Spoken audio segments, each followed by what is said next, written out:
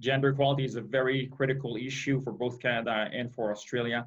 It may seem strange to some of you that there are two men co-moderating a panel on gender equality, but I think Said and I are not afraid to say that we're feminists, and beyond the fact that we're two men, there are two countries that we represent that are also very much feminist and that very much believe in gender equality in all areas of society, and it's an integral part of our foreign policy. Now, more importantly, we have the privilege of having with us today 4 leading women that are both practitioners, researchers, and we thought by way of introduction that we would let them in turn introduce themselves, talk about the work that they're doing in about 3 to 4 minutes, and how they arrived either in the company as a leading woman in an executive role or studying and researching this issue more deeply. So we're going to go in turn. We're going to start with Alexa, then we're going to have Anna, Susana, and Courtnay. So over to you, Alexa. And thank you again for joining us. Thank you, and thank you for the introduction, and to everyone joining the panel today on what is, yes, a very important topic, and very pleased to be speaking here today on behalf of Fortescue, and this is definitely something that our company is really passionate about and committed to. So by way of introduction, I'm the General Manager for Fortescue in Colombia and Ecuador, and recently we established our business in Peru as well. So our, I guess, operations, well, we're very early stage in all 3 countries, focused on exploration activities. As Said mentioned, Fortescue is it's the world's 4th largest producer of iron ore, but we've been exploring predominantly for copper in South America since 2016. So my journey, I guess, and my passion about this particular area, I've been at Fortescue for 14 years, and I started as a junior lawyer working on Indigenous issues and working with the company, concluding agreements with Indigenous groups and nations in Australia. And then through that experience have had the opportunity to grow and develop within a company which is obviously very passionate and committed to advancing women and those providing those opportunities for leadership growth. So I guess I come to this topic from, I suppose, a perspective really of seeing the role that empowering women in organisations can have in positive change in communities such as Indigenous communities, and now working in South America, where most of our people are in Ecuador, you know, working with communities and providing those opportunities to local women to take up on the opportunities that mining presents. So that's really, you know, my passion and introduction to this topic. Yes, hello everyone. My name is Anna Littleboy. I'm Professor of Sustainability and Resources at the University of Queensland in Australia, where I sit within the Sustainable Minerals Institute, which is probably one of the largest single groupings of multidisciplinary research in support of the mineral sector. So we cover topics from thinking about social responsibility in mining, safety and health, mineral processing, geological characterization, mine land rehabilitation, and water in mining. But my role has really been, I'm a geologist by training. My early career was spent in exploration, and particularly looking at environmental risk around projects for resource extraction. But over the course of my career, I've got really interested in understanding all the linkages between the act of operating a mining project, the risks that accrue from that, to companies, to finance, to the environment, and to people. So I've become a pretty multidisciplinary researcher over the years. What I'm not is a researcher on gender equity, but I am a woman, and I have been working for about 35 years now in science, technology, and engineering for the mining sector, which are all kind of pretty, you know, the gender balance is pretty low in all of those areas. And I'm of that generation, I suppose, of women who tended to put their heads down and get on with it. And what has happened for me over the career as I've, you know, taken on different roles is I have learned a lot from the women that I've been mentoring and working with, who have taught me about the importance of calling out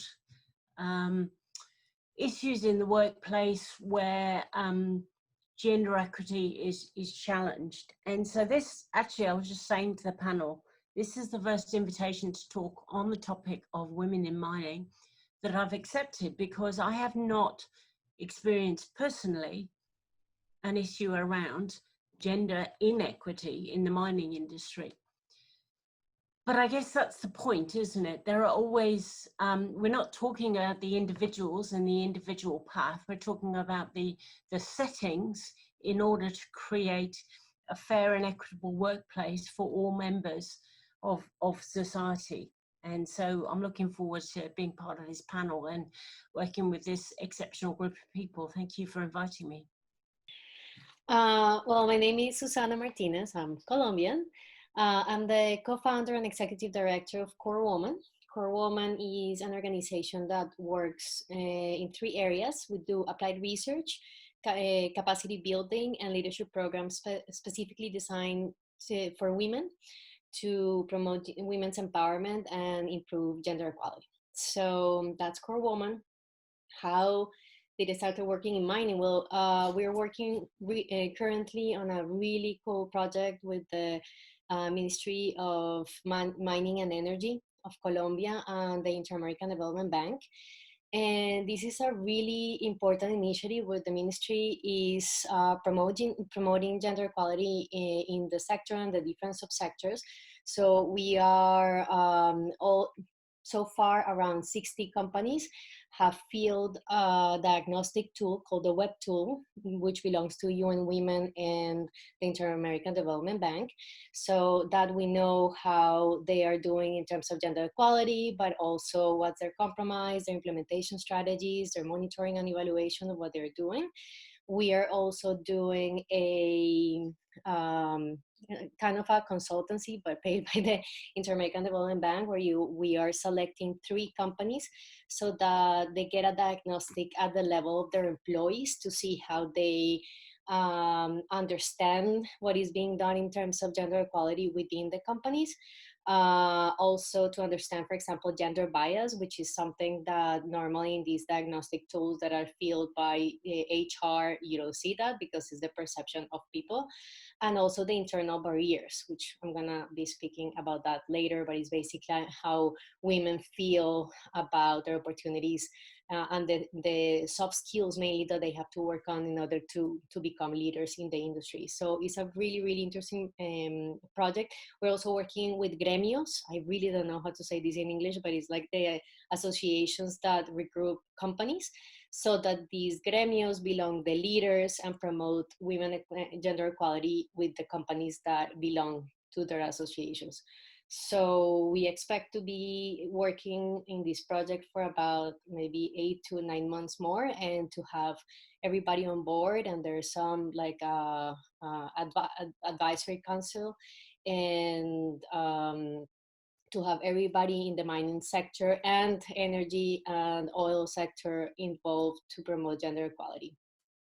Good afternoon, everyone. My name is Courtnay Hughes, and I'm calling from the west coast of Canada here in Vancouver. I just wanted to acknowledge that I'm calling from the beautiful Coast Salish territories, the traditional lands here, and I'm so privileged to be able to be part of this panel, and I'm delighted to hear a little bit more about everyone else that's on the panel as well, and the amazing research and initiatives and careers. It's very exciting to be part of this discussion. I guess for my background, I came to mining in perhaps a bit of a strange path. I'm an HR professional, and I've worked in a variety of different industries, but I've always been very passionate about diversity and inclusion, and I've worked on a lot of initiatives around gender and encouraging women and encouraging companies to create more inclusive spaces. And I was working actually in aviation, where there's also a fairly massive gender gap here in Canada.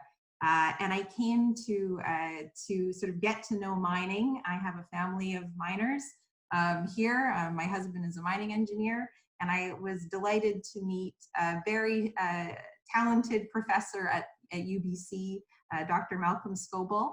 And him and I got chatting about potentially doing some graduate studies very specifically around gender and inequity within the mining space. And there I began my graduate studies, and I actually completed one of the very first national research pieces here in Canada on gender inequity within the mining space in that graduate research. And from there, it spiraled into some really exciting projects and advisory work, both sort of nationally and regionally here in British Columbia. I work as a senior consultant and in diversity and inclusion, and I provide support for mining companies on programs and initiatives specifically around diversity and inclusion. Gender is obviously a big focus of mine, but obviously other spaces as well. So I work with mining employers to develop programs, but I also do research and work with industry associations as well. Prior to sort of me taking on my own consulting work, I worked for the Mining Industry HR Council for 10 years, and I led their diversity and inclusion programming and research, and was responsible for their sort of national studies on representation of women and their labor force work around this issue. So I've been very invested in it for a long time, and it's a deep passion of mine. I'm also involved in a few different advisories and consortiums here through UBC and a couple of other institutes, looking at STEM careers, so not particularly mining, but some of the same challenges that we've talked about that sort of infiltrate other specific occupations around science and technology. And in my free time, I support and volunteer with the Women in Mining chapter here in British Columbia, and I'm on their executive. But I've also been privileged to be a part of the Women in Mining Canada national research work and their national action plan, which has gained quite a lot of attention over the last couple of years as a really sort of good foundational document here in Canada, with lots of great examples of different organizations and their process and space for kind of moving gender equity forward in Canada. I'll speak more to this later, but I guess just very briefly, you know, looking at the research and been involved, you know, pretty heavily for the last 10 to 12 years, our representation numbers, despite government efforts, despite some of the companies' efforts, still remain fairly low. So depending on the province or territory, between 14 and 17% of the mining workforce in Canada is women. And that's looking across the board, not just at leadership. And we, despite having lots of progress in lots of areas, are very challenged with regards to representation on boards and within senior leaders. I'm delighted to see you, Alexa, and I'm so curious to hear more about the initiatives at your organization, because certainly in my world, you know, your organization represents a very sort of shining example of some really special things that are going on sort of outside of our borders. So again, delighted to be here, and that's a little bit about me. Thank you very much. Claudio, if I may commence with the first question. Thank you for this. As mentioned, gender equality is a challenge across the globe and across different sectors, but mining stands out as a particular sector that is underserved by women in leadership position. I'm particularly interested in understanding why is it so from your different perspectives. From a personal point of view, I wonder if it starts at university and education. You know, I remember when I was at uni, I studied economics, nothing to do with mining. Probably I'm the person who knows mining the least in around the Zoom today. But a friend of mine was studying engineering, and she was often the only female in a class full of men across her degree. And I wonder if these are the early signs of why women are underrepresented, because, you know, the pipeline of graduates and women choosing mining is very small. But anyway, that's my personal sort of curiosity. So Alexa, if I may hand over to you for your perspective, please. Thank you. Yes, thank you, and good to hear all those introductions and hear a bit more about everyone on the panel. Yeah, I think it's no secret that mining has been, or continues to be, a fairly dominated, male-dominated industry. Sort of has been, historically, and that continues. But I guess to the topic of today, focusing really on breaking the glass ceiling, I think one of the things that's coming out at the moment. I'm back in Australia, and one of the things recently that has come out is that really that's not limited to to mining, and this is a broader issue in our society, because I think here in Australia still only 5% of women on our top sort of companies, women in CEO positions, only 5%. And 30% of the boards here in Australia still don't have any female representation. So that's much broader than the mining industry itself. So I think that has kind of, flatlined a little bit, I guess, that progress of women in core leadership positions, because I think the experience of our business is that, that really does have to start from the top and then start to sort of drive change across the organisation. Because I think you mentioned, say, at Fortescue, our CEO and our deputy CEO are women, but our board is actually also 40% or 45% women on our board.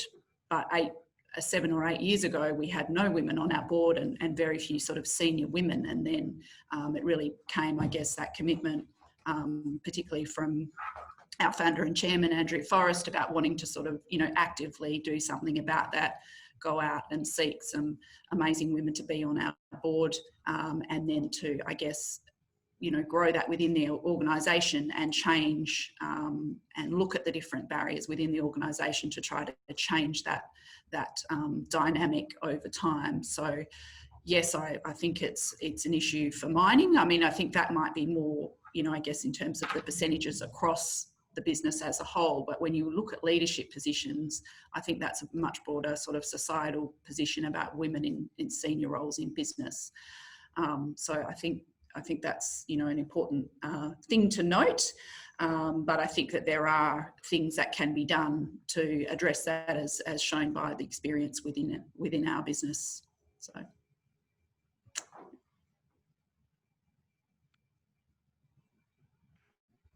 Thank you, Alexa. Anna, you're on mute. That's the catch cry of 2020, isn't it? You're on mute. I was just wanting to pick up on what Alexa was saying about this. I think we all know this is a much broader issue than just the mining sector.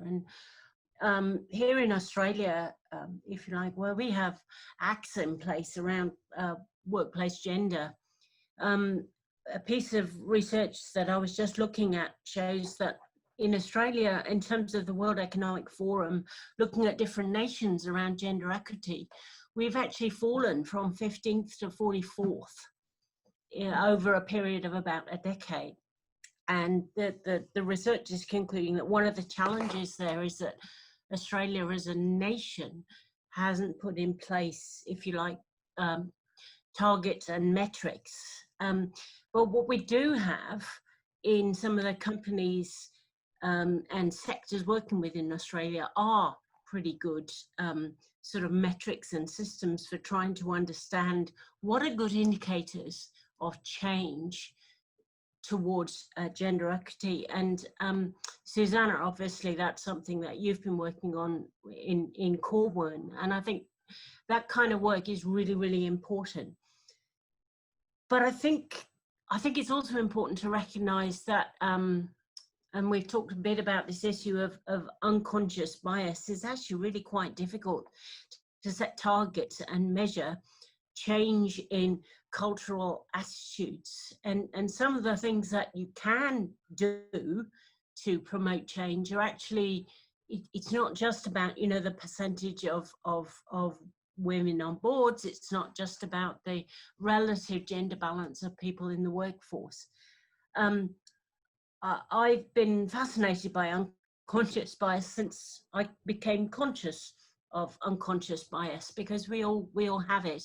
And it is not just about the unconscious bias of, for example, a male-dominated workforce to women. It's also the unconscious bias of women to the opportunities that present themselves. So we're talking here about breaking the glass ceiling. I think, you know, I've heard some people talking about, well, there's also a sticky floor in terms of women sort of choosing not to step up to opportunities. So I think in terms of coming back to the mining industry in Australia, the mining industry is the least gender equitable sector in Australia at about 16%.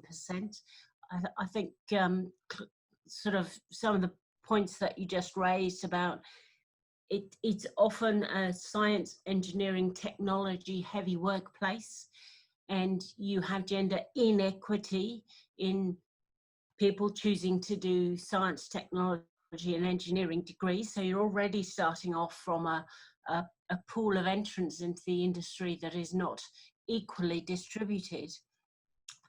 The operations are often in remote places and they can be quite physically demanding. So there are a number of things in addition that the mining industry has to deal with when thinking about creating really safe and rewarding conditions for women to flourish. And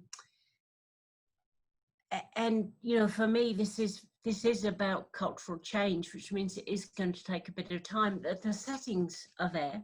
If you look at what the International Council on Mining and Metals talks about in terms of meeting the goal of gender equity, there are some companies out there doing exceptional work on trying to encourage gender equity. FMG, Alexa, watching FMG, it's an amazing company that has really sort of taken a really leading role in a number of areas. This is one, and maybe 10 years ago, I think what FMG was doing around enabling Indigenous inclusion in the workforce, truly world-breaking, groundbreaking or world-leading, not world-breaking, sorry for that. So I think the mining industry is a reflection of the challenges that we've got in a broader society, and then it has some additional challenges on top for creating a place where women can flourish. Thank you, Anna. Your point about a self-imposed ceiling is one that resonates with many women across sectors and within leadership. It was a topic of discussion in a session that I participated in last week. So thank you for that. Susana, over to you, please. Thank you. Yeah, I think that something I was remembering listening to Anna, something that Billie Jean King, the former tennis champion, said about Serena Williams in the last US Open. She said, if you don't believe about the role of reference and in aspirations, look at the number of African-American girls now playing in the US Open. And I think that that's amazing because it shows something that we have to head in also in mining in order to change also aspirations. So a lot of the sticky field that we might find ourselves is also because we don't see ourselves doing those roles because it has been traditionally a male role. So of course there's a paper that I really like saying that preferences can be autonomous, meaning I don't want to be that because I just don't want to do that. It can be coerced, meaning someone is telling me don't be an engineer, that's a job for men, but it can be introjected, meaning social norms are telling me you shouldn't do that, although I could do that. So I think that the role of reference like Serena Williams is for a lot of African American girls now playing tennis in the US Open. It's great, and it's part of what Kamala Harris is going to do for minority women in the years ahead. So that's part of what we need to change, more reference and more role models so that we can have more girls going into those fields. And I'm an economist, I'm a feminist economist, and we have the same problem, a little bit less, maybe way less, but it starts in, okay, who's good at math? So there's studies that show that actually the unconscious bias of teachers are affecting girls' performance in math. And if you're a boy and you're average, the teachers are like, oh, good job. But you know, if you're a female, you have to be amazingly good in order to be as promoted as a person that is good in math as a boy is. So it starts there. And then a part of the problems that we have seen in engineering in universities is that, and sometimes we offer some programs for universities, and universities are like, but we go in senior year of high school and we tell kids what are our programs. And like, no. When you're 13, like the confidence gap among girls and boys in math starts at the age of 12 and 13. So that's where we have to start. So that's part of the problem. So if we want girls to study engineering and fields related to mining, we need more Serena Williams of the mining. We need also girls getting interested in this when they are 12, not when they are 18 and they already decided what they have to study. And then it comes to retention during the program and after the program, because there's a lot of dropout rates in economics is widely known. A lot of girls that enter never finish, and then when they finish, they don't go into certain type of job. So it's a whole way to go. And then when you get to the organization, and something that we work with our methodology is that a lot of the effort that has been is being done in terms of gender equality concentrates a lot with HR. So what HR can do to promote gender equality and the culture of gender equality and the mission and the vision, and yes, but in reality, a lot of it is about the behaviors of people. And Anna talked, and I think everybody's talking about unconscious bias, and it is how behaviors, microaggressions, which is something newish in this type of work, affect women. So maybe it's not open discrimination like many women lived in the 60s. Oh, you're a female, you cannot do this. But it's those little jokes that hurt, and it's like paper cut, when you cut yourself with paper. So that's what microaggressions do. So it hurts women until they say, what am I doing here? Why do I have to be in the operations sector away from my family doing all these jobs to receive bad treatment? So a lot of the work that we have been doing with big organizations and consultings that say, oh, but we promote gender equality, they don't realize that a lot of the problem is within the behaviors of people, men and women, and we need to work that through. Part of it is managing those unconscious bias. Is really hard. There has been a big backlash about unconscious bias training in the US recently, saying it hasn't worked, that it has to be a more in-depth work than just training.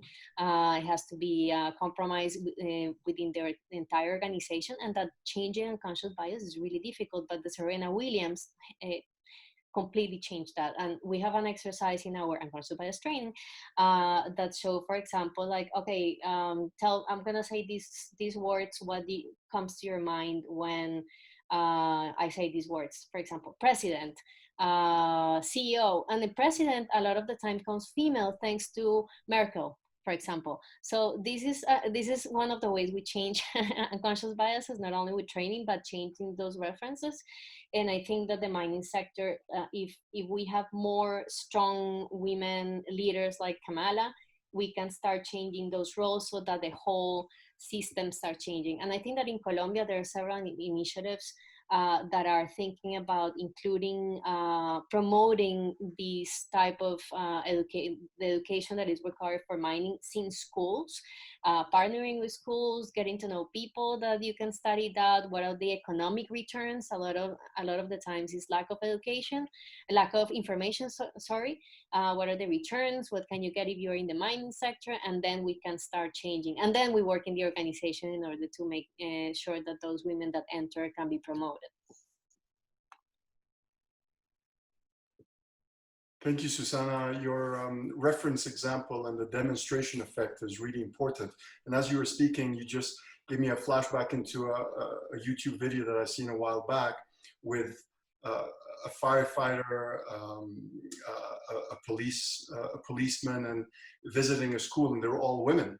And you see these young school kids sort of fascinated by these traditionally, in the perception, male roles, and they're all women. And it was really fascinating to watch children's responses. And to talk about unconscious biases is really important, but sadly, conscious biases are very prevalent. And an example I'd like to share, very sad, is I heard of a first-hand account of a passenger choosing to deplane, leave the aircraft as soon as he found out that the pilot was a woman.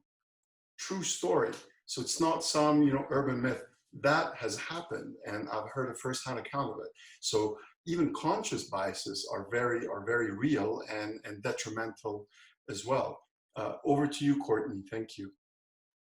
Thank you. So I'm just going to touch on a few pieces that I think maybe we haven't talked about yet, and maybe this will touch on some of the next questions. Something that I was hearing certainly, and Susana, some of the points you made about the intervention needing to be at a younger age to make an impact for the talent pipeline, certainly for the math piece. That's rung true in a lot of the research work that I've been a part of. I'm actually part of a consortium that's looking at different behavioral interventions for women to get them into STEM careers. And one of the first interventions we do, working with the Science Institute here in Vancouver, is a test for children at the age of 9. So really looking at a young age of the impacts of having sort of the efficacy and belief in oneself and their abilities, and how that changes and how impactful a negative experience can be, and really displace someone off of a potential trajectory into something like a career in mining. So that really rings true for the work we're doing here in Canada. I think to bring it back to sort of mining, one of the pieces we have talked about is, well, perhaps that these are the types of careers women aren't interested in or don't pursue. Certainly examples of looking at across sort of classrooms right now in universities and mining and engineering classrooms where we don't have parity at all. But I would bring an example because there is more to it than just occupation. Some of the work I've done in sort of, we have certainly noted, Nos hemos dado cuenta de esto. Estoy simplemente escuchando algo en la traducción. I'm sorry, can I still be heard right now? Sí, me pueden escuchar, ¿no es cierto? Yes, Paul, there seems to be interference from the translation. We're getting some Spanish feedback at the moment. Well, we need to be enabled as translation in Spanish. I'm in the Spanish section. I can't hear it, but I will continue. Seguir hablando y it's around retention. So what's hablando de retención, is we look at geology classrooms, and it's actually very close to parity in most geology university classrooms. But we get into the careers of geologists, and we see that women only make up about 20% of working geologists in Canada. So what happens, right? Where do these women go, and why are they in mining? The other piece that we have looked at is other engineering applications. And although there is an imbalance of things like mechanical engineering, for example, parity, but there are less women working in mining overall mechanical engineering. So there is something specific about the industry that is a gap that has not been sort of understood, I think, by the research yet. And the best thing that we found, and again, I've done this concept of or inhospitable workplace. This is the piece, this is the nugget that's very difficult to unpack. That is attributed to many women leaving the industry, and certainly challenges around retention. I think I would just focus on that although there are challenges around there is something specifically challenging for mining. And we've talked about maybe some of those pieces. So, the fact that many of mines operate in places that are very remote, that require fly in, fly out, that aren't, that doesn't work for people with young families, for example. So certainly with geologists, and I can speak anecdotally, but also from the research, I know many women, working here in BC who have left, the sort of the traditional trajectory of a geology career when they start a family because it doesn't work. So there are those kind of pieces that we do we need to look at as an industry. And I think at the leadership table and at the board table, we need to start having a bit more imagination about what entails a career in mining, and how do we access those people who have the skills, and perhaps different skills, but certainly the capabilities, you know, and bring them into the leadership role. It isn't enough to me to hear that because a woman has not put her hand up, that she has not been brought into the fold. I think we can do better, and I think we can be more dynamic than that as an industry. So I like to put it back to our leadership and say, you know, find those women, they exist, and they're qualified, and it's up to us to sort of take advantage of that talent that's out there. Thank you, Courtney, and thank you for stoically marching on despite... Por esa marcha, digamos, a pesar de estoy pensando, digamos, en los paper cut I commend you for your effort. Thank you for that. I'll pass on to Claudio. Thank you. Thank you very much. So before I ask the next question, I realize the time is just flying by. It's been a fascinating discussion so far. What I want to tell the audience is that you can use the Q&A function if you have a question. We'd certainly like to pick up on. Nos gustaría tomarla y hacerle la pregunta a las specific speaker. Do mention that, and feel free to write in Spanish if you'd like. We can certainly translate that in English. So my next question is a bit selfish, I guess. I'm asking because obviously I'm a man talking about gender equality in mining, but Susana, you're the one who brought up Kamala Harris. There's been a lot of chatter about the fact that the US is going to have its first female vice president. The power of that reference is very important, but let's not forget that Colombia has had a female vice president since 2018, that Canada has a deputy prime minister who's also a woman, that Australia has a minister of foreign affairs who's also a minister of women, and therefore all these women were picked by men who recognized that diversity strengthened their ticket, strengthened their cabinet. And the question is thus, what do you think is the role of men in the mining industry to achieve greater gender equality? I know that many people in our audience will be very interested in that because my colleague Juan David, and by the way, thank you Juan David and Alejandra for organizing this, mentioned to me that at least 50% of our participants today are men. So tell us a bit about what you think is the role of men. Have you had any uncomfortable conversations talking about recruitment, talking about promotion, or have you seen men really exemplify efforts to bring more women into the workforce so that we can emulate their example? And again, I think we'll just continue with the same order. So over to you, Alexa.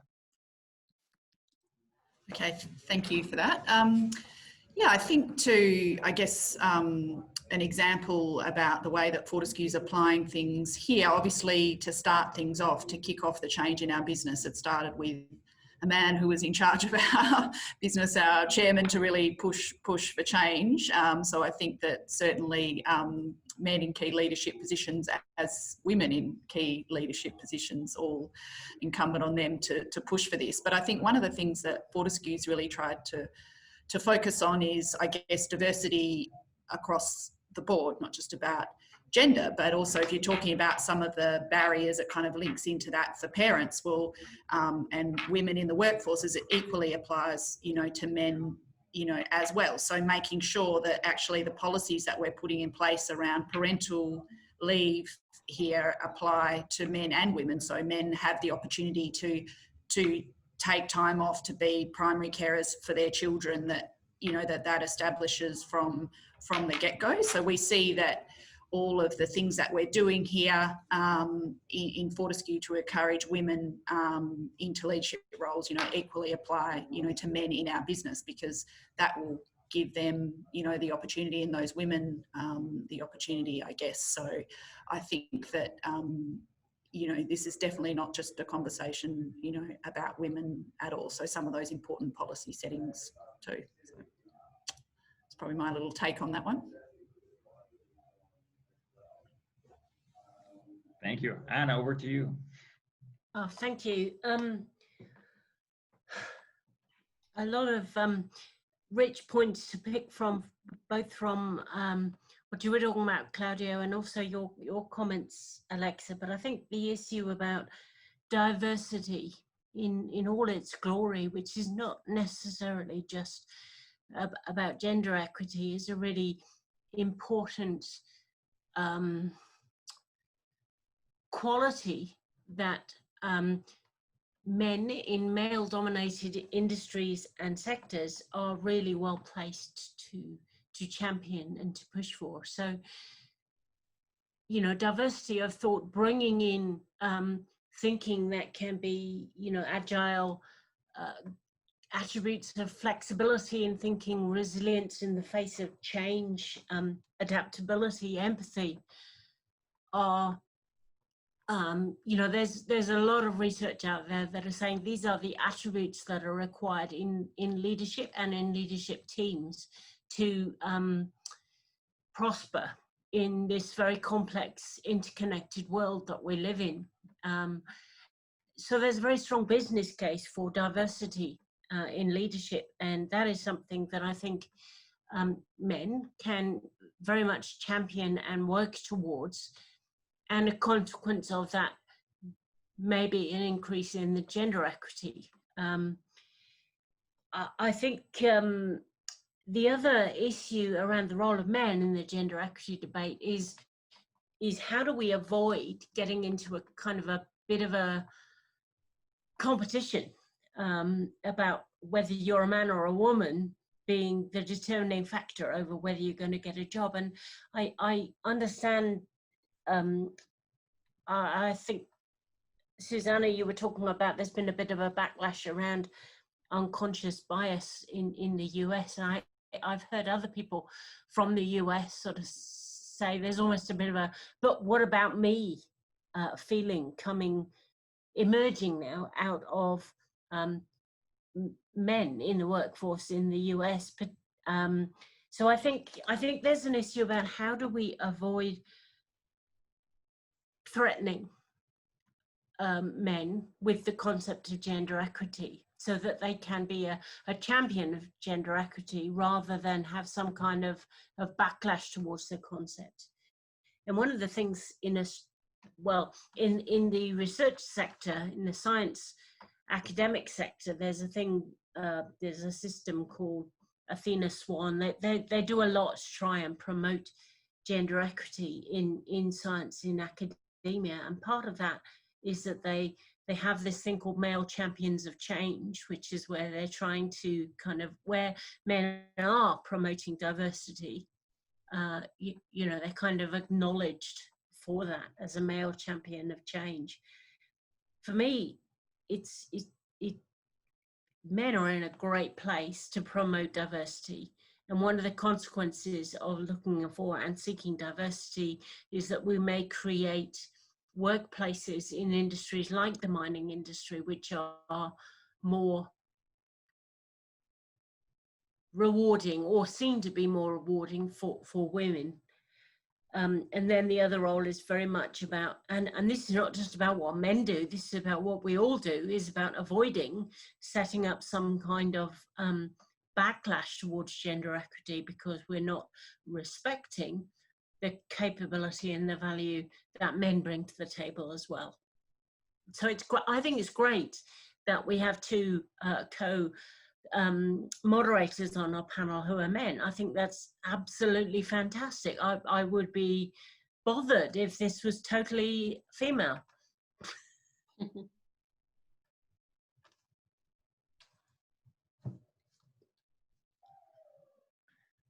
Thank you, Susana. Going back to what Anna said, I think there's a politician in Colombia that has a very interesting expression, and is that we have to stop talking about the convinced and open the conversation to men. So that's a great way to put it. I wanted to talk about three types of ways how men can promote this change. One is husbands, two is colleagues, co-workers, and three is our bosses. So first, husbands. There was a very, very cool story when Ruth Bader Ginsburg died. saying how thanks to Martin, she could be part of the Supreme Court. If you all remember, Ruth was this woman that died like a month ago and made a disaster because now the Supreme Court of the US is going to be conservative. But she was a leader of promoting women's rights in the US and has been an example for all over the world. And this was very, very interesting because he was saying she wouldn't have been able to do it without Martin, because Martin was at home cooking. Martin was supporting her, although he was a corporate lawyer, a tax lawyer. He was raising her daughter when Ruth was in the streets fighting for women's rights. So we need men, husbands, to become real partners, and that is part of when you see Kamala, for example, Kamala's husband took a leave of absence from his very, very top law firm to be with her, and that's part of what women in leadership positions need, real partners. So, for example, for me, it has been possible to keep working and to keep leading because my husband is also my partner, and we are splitting our baby's care. And he's right now with her, feeding her, and I can be here, and that is part of what women leaders need. Otherwise, well, in countries like Colombia is relatively easier to pay someone to help, but that is not what we want for our children, just to delegate to a third person our children's care. But I think that a lot of what makes someone different, a woman different, is not only that she has the leadership skills and that she wants to be a leader, but she has a partner that shares that with her, that is not afraid of a strong woman that can make more money than he does. That is the part of husbands. The second part, colleagues.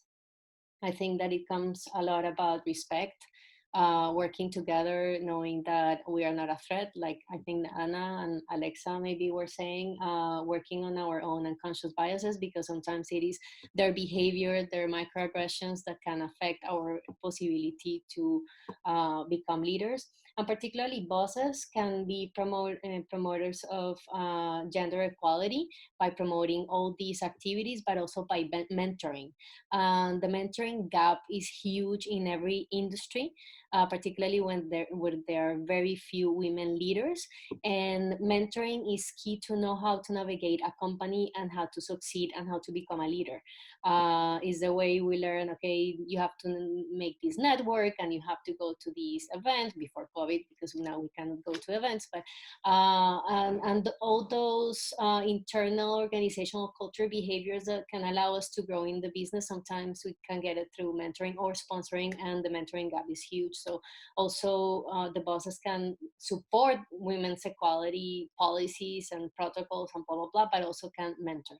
So those will be my three. And I think that probably the husband would be the number one, choosing the right partner to become leaders, and not to have to sacrifice a family or to end up divorced. Nothing against divorce, I'm divorced, but so that we can we can lead with that partner with our side, and we don't stop being who we are because we're afraid of making him uncomfortable, because we're leaders. Thank you. That resonates because I'm both a husband, a father, a colleague. So I identify with many of these categories. Courtnay, I realize now that going last is not necessarily fair because many things have probably been said already. But please, what's your take on this issue? I will add just a few very small points. I will also recognize my husband, who's off to pick up my children right now from school, and grandma, who's watching the smallest one in the other area of the house. So, I think honestly, Susana, I love that you shared that, because it's a connection that I have, obviously, what you're speaking to. But understanding kind of the role of family and unpaid work and unpaid labor that women often take the brunt of is critical to seeing sort of the gaps with regards to leadership roles and success. And the World Economic Forum just released some new stats. I don't have them in front of me, but around the amount of time that women contribute to sort of the unpaid labor within their homes. And I remember, I think Colombia, it's around 70%. Canada, I think, was 67. It's between sort of 60 and 80% of the unpaid labor at home. And that's elder care, child care, house care. is still being done by women. So that's a significant amount of work that is perhaps not being sort of attributed to sort of the barrier that exists for women kind of coming into leadership roles. I'm just going to add a little bit of I guess context on some of the projects that I've worked on, and I think it was Anna that you brought up around sort of the concern around backlash. One of the things that we've done in a couple of programs is really bring, much like this panel, sort of bring men into the design and the rollout of sort of initiatives around gender parity. So we did a program through the Mining Industry HR Council called Gender Equity in Mining, and it basically, it was sort of a structured gender impact sort of assessment of what was happening within mining companies. But one of the key pieces that we designed in there was that it would be led by 2 champions, one male, one female, who were at senior levels in the organization. So in some cases, there wasn't a senior woman, but as kind of high up as we could find, or someone in a very specific scientific role. And that they would sort of guide and lead the program, that they would be sort of the outward champions of this work. So it isn't just about women leading these programs, leading these initiatives. And that was, very intentional, because one, it creates a more robust program because we've got people with different perspectives. But also it helps to kind of, deal with some of the backlash or the concerns that can be perceived. So I think it's pretty strategic to ensure that men are a part of, panels, discussions, programs, and initiatives around gender equity within your mining organizations. The other one I wanted to just kind of add to what Susana was talking about with mentorship. I think the next piece is really, it's sponsorship. It really is. And you mentioned it there. And the difference to me is very simple. A mentor is someone you speak with about your career, and a sponsor is someone, and I read this, so this is not my quote, but a sponsor is someone who speaks about you. So that is somebody, and specifically for men, who are speaking about women that they notice in their organization, that have, perhaps don't have the obvious path to leadership roles, but you're there and you're at the table. So you're going to bring up that person's name, and you're going to make a conscious effort to think about not just speaking about the 3 guys that you go for a beer with, but the other, perhaps the woman that you've noticed her work and want to bring her up as well. So I think sponsorship is a big piece, and it's sort of a practical, easy tool that we can all use in those conversations, especially for those that are at and within the leadership conversations. And then the other one I think that men can do, in being allies, is really to address those inequities when they happen in the moment.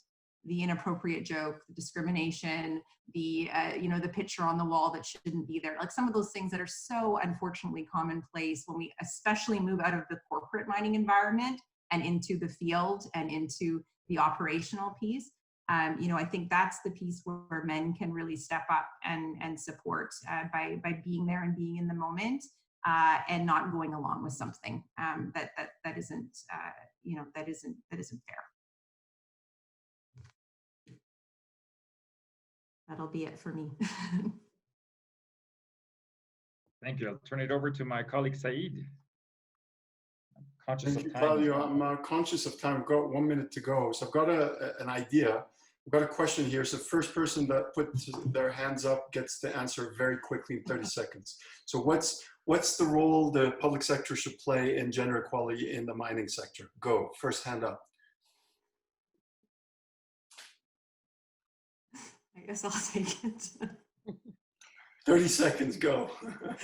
Okay, I think that the public sector needs to be, deeply engaged in making strong policy, deeply engaged in making initiatives out there that make companies accountable for what they're doing around equity, around diversity, and not just gender.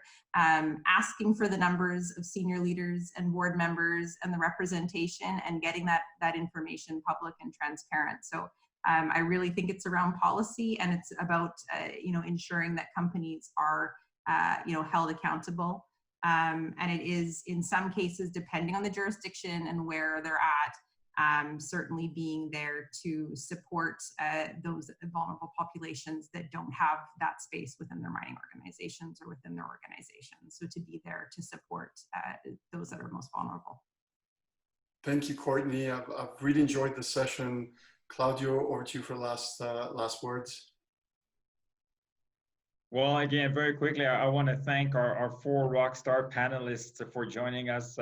Those of you in Australia had to wake up very early, in particular, and the audience for staying with us until rather late in the afternoon here in Colombia. I was just reading a statistic that during COVID, here in Colombia, the unemployment rate of women has now reached 26.2%. That's 10% more than the unemployment rate for men. You've heard about the She Session. It's not just true in Colombia, it's true everywhere. So I think, again, we need to continue to talk about this. We need to continue to apply a gender lens to how we get our economies to recover from this, and especially in the mining sector, of course. I want to thank 2 people who worked behind the scenes, Alejandra Calderon from the Australian Embassy, Juan David Gomez from the Canadian Embassy. Thank you so much for putting this together. And again, thanks so much to everyone, and have a great afternoon or rest of the morning over there in Australia.